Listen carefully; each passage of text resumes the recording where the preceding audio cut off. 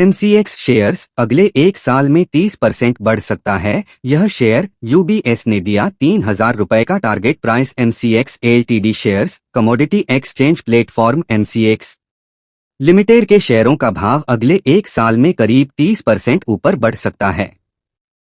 विदेशी brokerage firm UBS ने एक रिपोर्ट में यह अनुमान जताया। ब्रोकरेज ने स्टॉक पर अपनी खरीदे की रेटिंग बरकरार रखी है और इसका टारगेट प्राइस 2,100 रुपए से बढ़ाकर 3,000 रुपए कर दिया है। Commodity exchange platform MCX limited के शेयरों का भाव अगले एक साल में करीब 30% ऊपर बढ़ सकता है। विदेशी ब्रोकरेज फर्म यूबीएस ने एक रिपोर्ट में यह अनुमान जताया। ब्रोकरेज ने स्टॉक पर अपनी खरीदे बाय की रेटिंग बरकरार रखी है और इसका टारगेट प्राइस 2,100 रुपए से बढ़ाकर 3,000 रुपए कर दिया है। नया टारगेट प्राइस मंगलवार के बंद बाजार भाव से करीब 29% अधिक है। यूबीएस ने कहा कि एमसीएक्स का नया टेक्नोलॉजी प्लेटफॉर्म स्थिर हो रहा है और नए प्रोडक्ट्स से कंपनी की निकट से मध्यम अवधि के ग्रोथ को तेजी मिलेगी। एमसीएक्स ने महीनों की देरी के बाद पिछले महीने अपना नया वेब आधारित commodity derivative platform CPD launch किया। यह लॉन्चिंग एसईबीआई की तकनीकी सलाहकार पैनल से मंजूरी मिलने के बाद हुआ।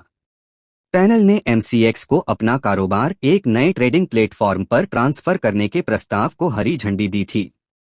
इससे पहले एसईबीआई ने अक्टूबर के पहले सप्ताह में उसके नए कमोडिटी डेरिवेटिव प्लेटफॉर्म के प्रस्तावित लॉन्चिंग को रोक दिया था।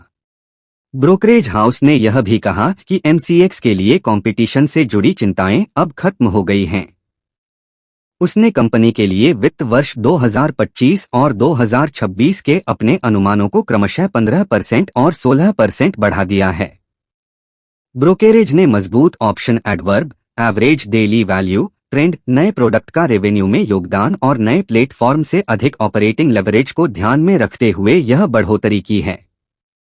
फिलहाल एमसीएक्स के शेयर अपने एक साल के forward price to earning ratio के करीब 31 गुना पर कारोबार कर रहे हैं। यह एक मुश्त लागत को एडजस्ट करने के बाद निकाला गया वैल्यूएशन है। पिछले 6 महीनों में स्टॉक की कीमतों में 50% का उछाल आया है। बुधवार 1 नवंबर को दिन के कारोबार के दौरान एमसीएक्स के शेयर एनएसई पर करीब 1.5% की तेजी के साथ 2,360 रुपए के भाव पर कारोबार कर रहे थे।